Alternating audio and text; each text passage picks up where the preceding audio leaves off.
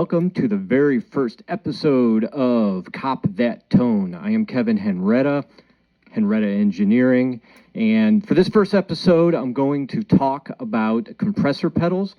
Not really use as an effect, but more use as a utility, which I consider the compressor to be more so than effect. Doesn't really transform the sound of the guitar, generally isn't noticeable by people in the audience or people listening, and most of my experience with all guitar playing is in the context of playing in a live band. So I'll be focusing this series on that, getting the best use out of effects, how to use them, maybe ways that are different than what you might see if you're browsing YouTube or browsing forums, because specifically in the context of playing with a live band. So the compressor is a good place to start because it's one that tends to fly under the radar. And I've been gigging for 30 years, and really only about the last 5 years have I discovered the utility of the compressor, and now I use it quite a bit. So I'll go through some of the uses that I have for it. So to start with, and probably my favorite use of it, maybe my second favorite. I think the last one I do will be my favorite. But my favorite use of it is to get like an acoustic guitar rhythm sound. It can be quite useful. And so what I find when I'm playing an electric guitar on stage and not wanting to change guitars and not wanting to grab an acoustic, and I'm playing small clubs, I can't do that anyway, is that, a neck pickup on a guitar, can be a pretty good acoustic approximation, but turned all the way up,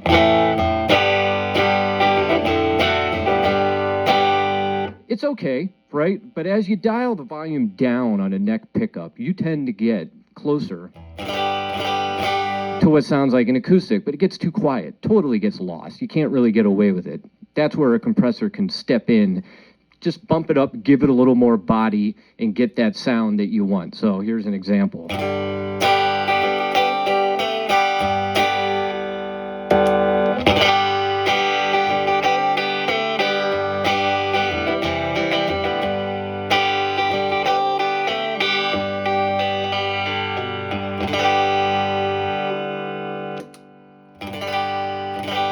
Pretty good. Again, comparing to just the pickup open all the way itself.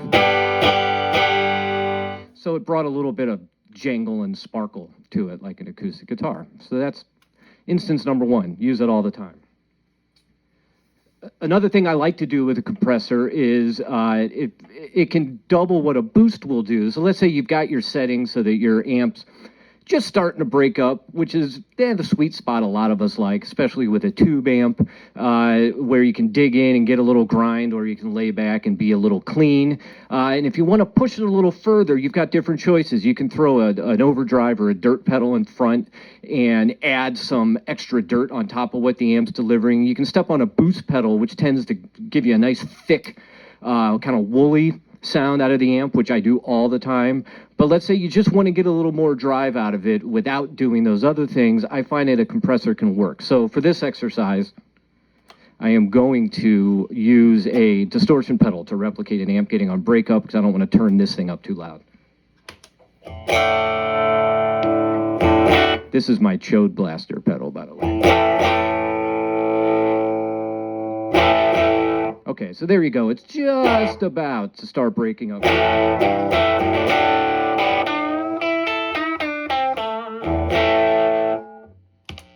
Step on the compressor.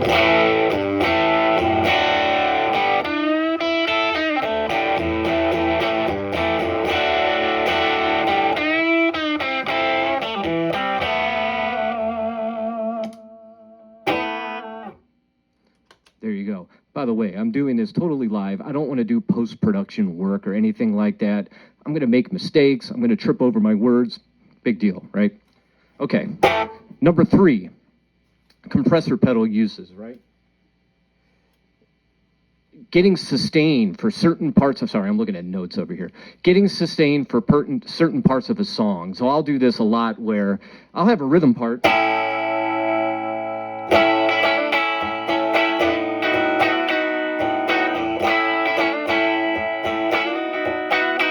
And then I want to throw some notes in, a little line instead of the part, maybe a third time around, something I do a lot.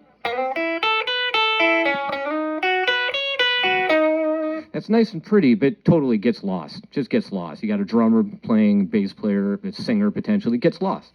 So I will generally step on the compressor just for that part to make it pop out.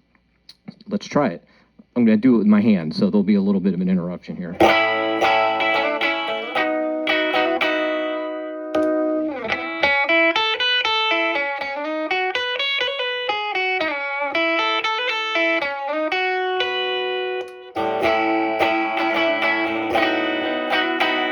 There you go. Just makes it jump up, smooths it out a little bit, gives it a little bit of presence, and makes it a part, right? A hook. Okay, number four way that I like to use a compressor live is for slide playing. I love clean slide playing, but it tends to be attack heavy and it tends to get lost. So, especially if a band kicks in, you can step on the compressor and then your slide will just jump right up with the band. So here's just a clean slide sound.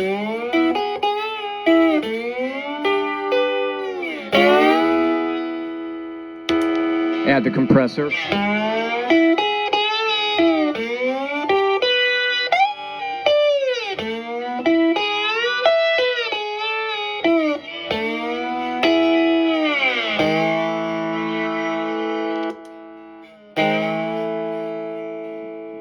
Great. Compressor with slides, great. Okay, very last thing, and my favorite, so I lied about the first one. I'd love to play through a fuzz pedal and let the compressor pull out all of the cool stuff that's happening under your notes with a fuzz pedal. So, you know, as we all know, fuzz pedals just add tons and tons of harmonic content, just overloading transistors to get harmonic content just flying out. But you still have the guitar's attack and you still have the note decay that comes with a guitar.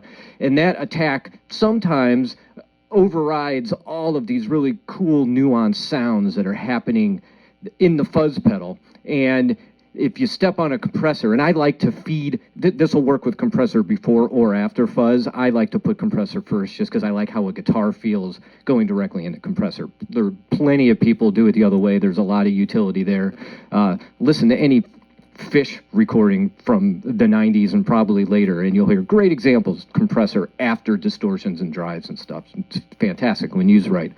Anyhow, so I'm going to play some lines with the fuzz, and then I'm going to step on the compressor, and I can't even help it. It makes me dig into the strings more. It makes me hold notes longer. It makes me accentuate my finger vibrato, because all those things suddenly come out, and then the cool things that a fuzz does to those things happens in the amp, and it's really fantastic. So this is my Bluebird fuzz pedal, and by the way, the compressor I'm using is the Henretta Engineering Orange Whip compressor.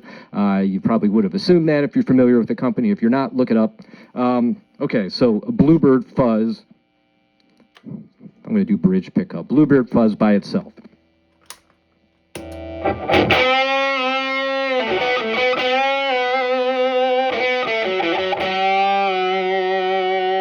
Now with the compressor.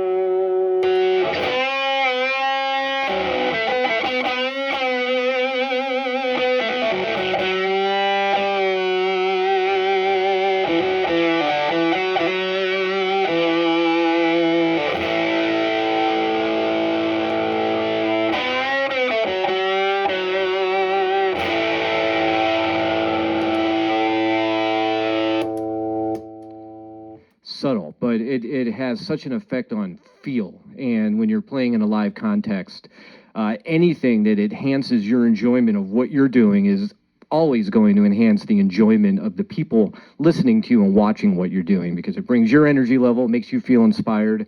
And so again, running a compressor into a fuzz or into a distortion, it was subtle. But the note decay that comes out of a fuzz, you get a little bit more of it because you get that extra sustain from the compressor, and it's great. Anyhow, that's how I use a compressor live. I hope this is useful for you. I will continue to do more videos like this where I talk about using pedals in the context of a live band and how to get the most out of them. Also, maybe how to simplify your rig, which is a big focal point of this company, Henretta Engineering.